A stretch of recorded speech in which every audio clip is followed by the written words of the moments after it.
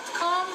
يلا استعدوا الحين حق الخثرة، مقاديرنا جاهزة، ننطلق.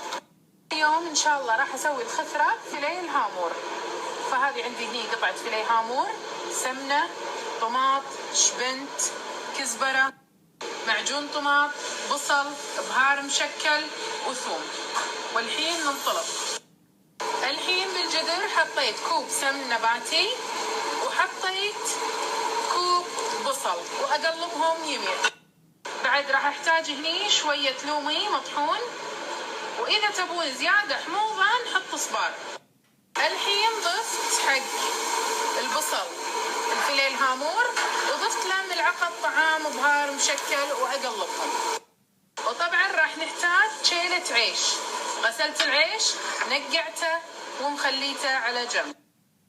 شوفوا شلون قلبت الهامورة، على طول يقلب لونها. السمك ما له روح، بسرعة يستوي بس تطق النار.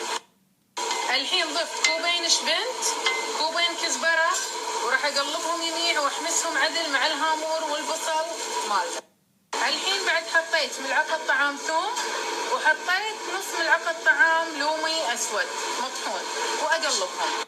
والحين بعد راح احط كوبين طماط وواحد معجون طماط واقلبهم يميع.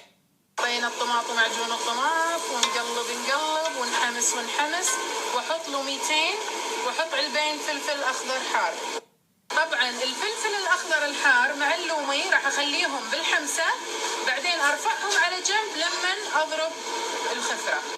راح اكت العيش معاهم، اقلبه شي تقريبا لمده 5 دقائق بالحمسه، بعدين نضيف الماء.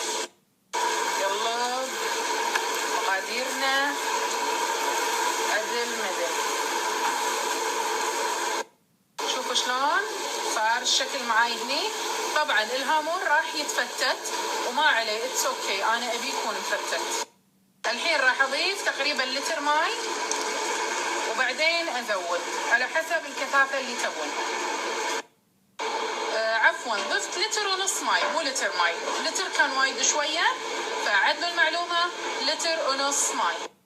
شغله وايد مهمه حبايبي، لازم تقلبون علشان ما تلزق الخثره بقاع الجدر. هي الخثره تقريبا نفس فكره المضروبه، لكن احنا نسويها على سمك.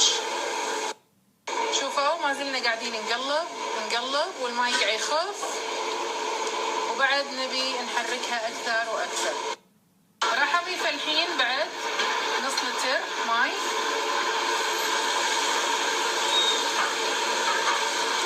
الحين راح ابتدي اضربها بالمضربة اليدوية كلها علشان تتجانس مع بعضها. شوفوا شلون شكلها بعد ما ضربناها. طبعا حطيت ملح، والحين راح ارد احط اللومي والفلفل العلوم. وتقريبا هي الحين جاهزة، نقدر ننشبها ونحط شوي فوقها سمنة او دهن عداني. وهذه خثرتنا بعد ما حطيناها بالماعون. شوفوا شلون صاكة، وزيناها باللومي والفلفل والسمن.